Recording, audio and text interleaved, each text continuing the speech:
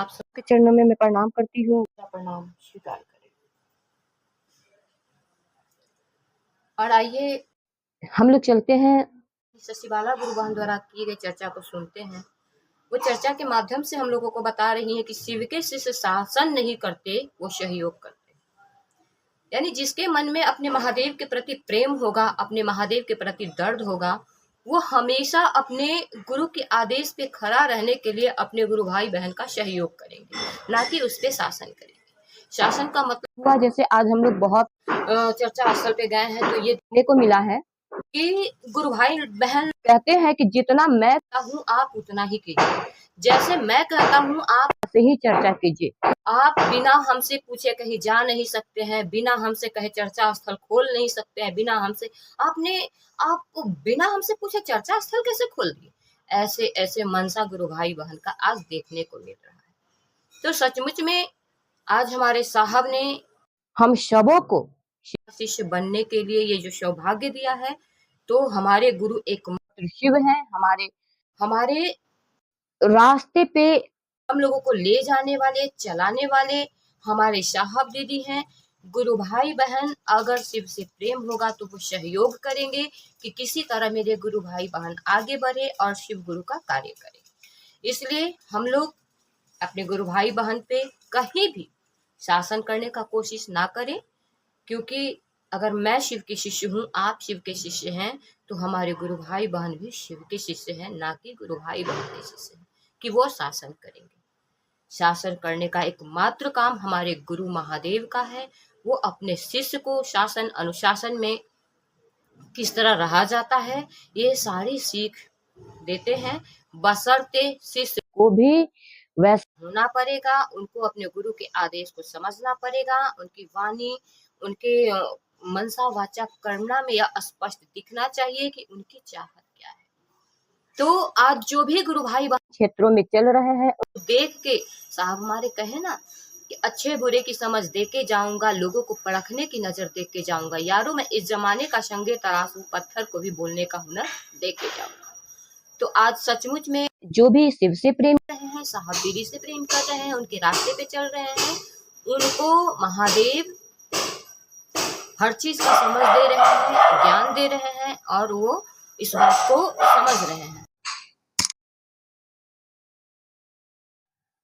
और उनको यह समझ आ रहा है कि सचमुच में मेरे गुरु शिव हैं और एक शिष्य का कर्तव्य क्या है, शिष्य चाहता क्या है, गुरु आपसे क्या चाहते हैं, ये हम सबों को अब सोचना चाहिए।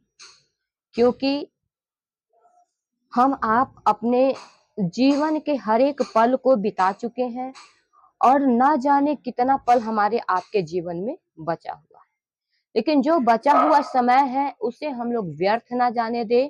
उस समय को हम लोग सही जगह यूज करें, अपने गुरु के आदेश पे चले, अपने चलने वाले गुरु भाई बहन का सहयोग करें। हम आपके अपने आचरण से कहीं ऐसा ना हो कि मेरे गुरु भाई बहन के मन को तकलीफ हो, उनको ये दिल को ठेस पहुंचे और गुरु कार्य में हमारे आपके वजह से अगर बाधाएं आती है तो महादेव इसके लिए कभी माफ नहीं करेंगे। इसलिए आइए हम लोग सुनते हैं हमारी दीदी जो इस बातों पे गौर की हैं, हम लोगों के बीच बात रखने का जो रखी है कि शिव के शिष्य शासन नहीं करते, शिव के शिष्य सहयोग करते हैं। आइए हम सब चलते हैं अपनी दीदी शशिबाला गुरु बहन की ओर। गुरु अगर शासन नहीं करेंगे तो शिष्य क्या समझेगा खाक। हाँ, ये पर कुछ पता है ना कि मुझे तंग नहीं करना और तब फिर दोहरा के कहा जाता है गुजरिया जाएगा है ना। अरे भी कि कौन दिशा में महादेव हम लोग के ले गए। तो ये भजन में भी जो है इतना रहस्य छिपा। अब तो फिल्म अमर पोती कभी कभी शुरू में कहती थी, जब 2-3 साल पहले, जब ये वाला मोबाइल, ये नहीं ललके मोबाइल में हम चिप लगाए हुए थे, है ना, सुनते थे गाना सब। तब ये मस्त मस्त दो नैन मेरा दिल का ले गया चैन, तब पोती कहती थी बाहर बाद ही सब गाना आप सुनते होंगे। हमारा प्रेमी नहीं है, हम किसी का प्रेमी नहीं है, हम भी अपने प्रेमी के लिए सुनते हैं, है ना।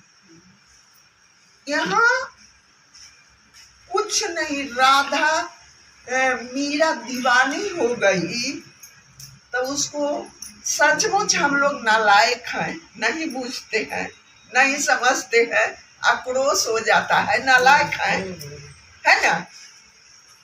नहीं, मीरा को कितना शासन हुआ था, है?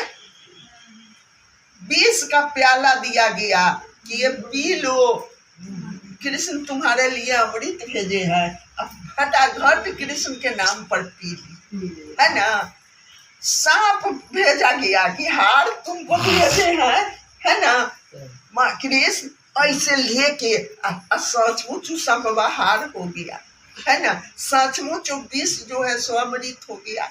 तब मीरा रानी दीवानी कहाने लगी, वो तो गली गली हरी गुरु। कुछ तो लोग कहेंगे, लोगों का काम है कहना, लेकिन चलिए हम लोग मनुष्य है, पागलपन के दौरा सवार हम लोग को हो जाता है।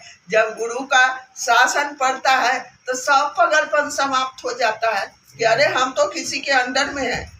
साहब कहते हैं कि तुम एक दुकानदार के यहाँ लाने जाते हो, हम भेजे कि जाओ एक डिब्बा बिस्कुट ले आओ, और तुम एक डिब्बा बिस्कुट लाने गया और वहाँ जो है तुमको जो है दुकानदार जो है बिस्कुटों नहीं दिया, 2 थप्पड़ मार के बेलगा दिया। तो तुमको मारा कि हमको मारा? भेजने वाला हमको न मारा, हम उस पर एक्शन लेंगे ना। इसीलिए डर लगता है, उंगली चाहे ये कटे चाहे ये कटे, दर्द दोनों में दर्द होता है। अगर मेरे गुरु भाई बहन को तकलीफ होता है तो हमको नहीं दुख होता है, हमको नहीं दर्द होता है। कहते हैं महादेव से, महादेव काहे से करते हैं थोड़ा, क्योंकि वहाँ डर इतना ही रहता है कि मेरे गुरु न बदनाम हो जाए, कहीं मन में उसको सोचा ना जाए कि हाँ शिव को गुरु बनाए हैं भाई, बड़ा दुख है। इसलिए कहना पड़ता है महादेव को।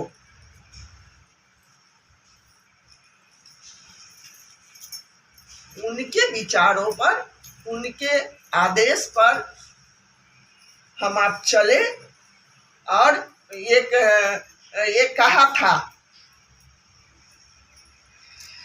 अपने के, वो आदमी आया, गीतो गुरु बहन के एक आदमी आया, साहब कहते हैं, साहब से कहा, साहब पूछवाए कि काहे के लिए दीदी पूछ रही थी, बरखा दीदी, तो कहे कि सुने हैं कि गुरुदेव का तबीयत खराब हो गया है, इसके लिए आए हैं देखने, से कहियो नहीं आए हुए थे। सुने कि गुरुदेव का तबीयत गुरु महाराज का तबीयत खराब हो गया है, इसीलिए आए हैं। बरखा दीदी बहुत बिगड़ गई कि आपके गुरु कौन है, क्योंकि साहब वहां बैठे हुए हैं। आपके गुरु शिव हैं, साहब तो गुरु है नहीं, आप क्यों गुरु गुरु कह रहे हैं। फिर जो है समझौता हुआ, वो कहा, वो गुरु भाई कहे, जब देखे कि हम ना जीतेंगे तो कहे कि जीवों को काट लीजिएगा ना, लेकिन मेरे गुरु हैं तो हम गुरु महाराज कहवे करेंगे। बैठ किया बेचारा, साहब हंसने लगे, इतना हंसे कि माने साहब हंसते थे तो 10 मिनट हंसते ही रहते थे, पूरा देर उनको हंसी नहीं रुकाता था। जब साहब हंसने लगे, लोग भी हंसने लगा, है ना। साहब चुप होते थे, फिर हंसने लगते थे। जब हंसी रुका 10 मिनट के बाद तक कहे कि कौन है जीभ काटने वाला जी, खड़ा हो, तो खड़ा हुआ। साहब कुछ नहीं पूछे, आए हो भोलानाथ।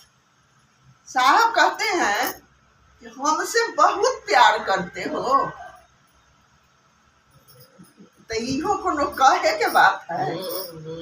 वो कहता है कि इहो कोनो कहे के बात है, तो ठीक है, हमसे तो जब तुम प्यार करते हो ना, तो जो भी तुम्हारा मन समझता है उसको मन में रखो, और जो कहने के लिए लोगों को कहे हैं वो कहो। तो जी सर, है ना? अब कहता है जी सर, ऐसे हाथ जोड़ के। तो साहब कहे कि अब कहोगे ना, हम जो को कहे हैं सो कहथिन, सरकार के ऑर्डर हो गए या हम ना कहबै, अब वह कहबै जे सरकार कहलथिन। देखिए साहब कुछ नहीं, बस निचोड़ पर आके उससे पूछे। तो हम लोगों को बस शासन किसी पर नहीं करना है, समझा के, बुझा के, हंसा के, खिला के, बस काम अपना होते रहे, है ना?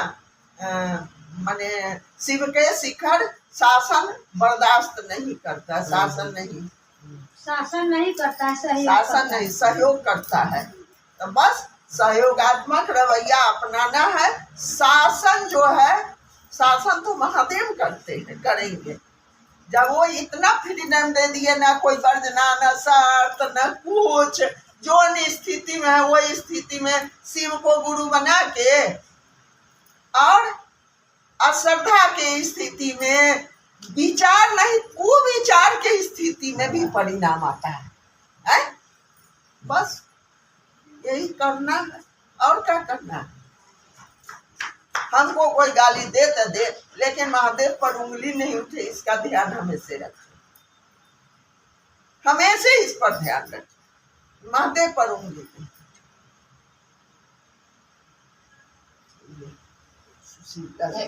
सुना दीदी हमारी किस तरह इस बातों पे मतलब वो विचार करते हुए गुरु भाई बहन के बीच इस बात को रखी है कि हम सबों को अपने साहब के उद्देश्य पे चलना चाहिए, साहब के संकल्प को पूरा करना है। तो आइए हम सभी गुरु भाई बहन मिलके एक दूसरे का साथ देते हुए आगे बढ़े।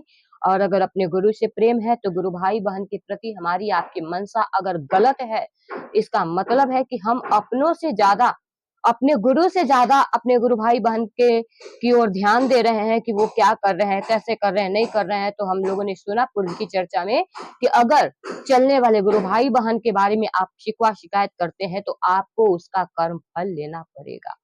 अगर किसी का मनसा वाचा करना स्पष्ट गुरु के आदेश पे खड़ा है, वो अपने गुरु के लिए चल रहे हैं, वो अपने गुरु के लिए चाहे जो रास्ता मिल रहा है उस रास्ते पे चल के गुरु कार्य करना चाह रहे हैं, लोगों को शिव शिष्य बनाना चाह रहे हैं, शिव गुरु से जोड़ना चाह रहे हैं। अगर हमारी आपकी वाणी से उनके मन को ठेस पहुंचती है, उनके दिल को तकलीफ होती है, अगर उनके आंख से आंसू गिरता है, तो उस आंसुओं का जवाब आपको महादेव को देना पड़ेगा।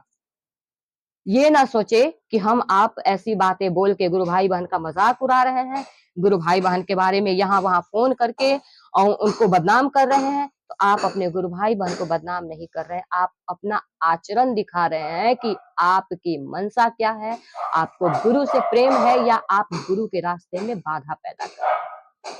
फिर से आप सबों के चरणों में प्रणाम करती हूँ। मेरा प्रणाम स्वीकार।